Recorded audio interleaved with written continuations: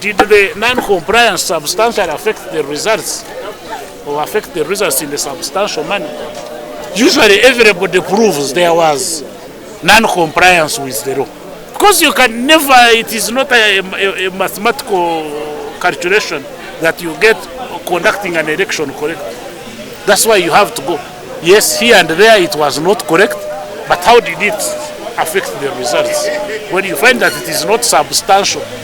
Kyekyo kyomuwulira mu Luganda nga bagamba obujulizi weebuli naye obujulizi tebumala, and people are always debating on radios and social media. Obujulizi obumala bwenkana ki? So it is that thing of there was non-compliance. Amateeka tebaagatuukiriza, naye obutatuukiriza amateeka obwo bugenda nnyo wansi ne bagiyita emirandira, ne bujjayo emirandira ya demokrasi yonna bwaba bwa mistake butonotono. Bw'osanga bwa mistake buli butonotono, then akalulu kayita.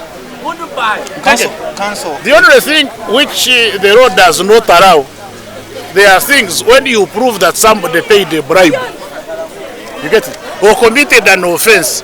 Murumu emisango eri mu kitabo omuntu guno omusango, no proving and candidate yakolayo omusango ogumu, awo obululu bayinza, they can cancel the election without seeing how did it affect the results. You get it? So that's what I have seen. So has the country gained this experience to comply with the laws?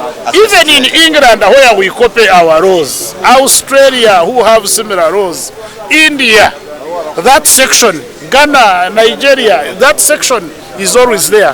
Whether the non-compliance with the law has affected the results in a substantial manner. It is everywhere. So there is no way how a government anywhere in the world can ever tell you we shall conduct a flawless election. You had in America one time when they went to do a recount and they were opening. For them they used machines. You'd find some ballots were not punched properly, some ballots are not ticked correctly or whatever method you use. So there can never be exactness in an election.